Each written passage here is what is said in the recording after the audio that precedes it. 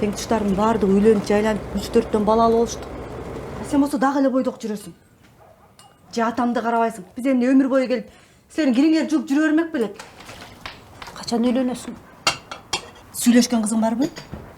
Болбосо айт анда. Өзүбүз эле таап берели. Эгер мен ала качып кетпегенде экөөбүз бактылуу болмок экенбиз. Мен сен башаңтанам. Эмне болду? Не болду? Байке, Турдай мар. сени койго турасат болду. Акыркы убактарда үйгө да токтобой турган болуп турсуң. Бирдеме дебейсиңби? Сен жөнү сүйлөп го, үйлөнөм, макул же жок деп.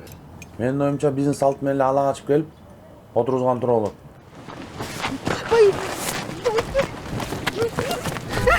Sen kalkarsan beni.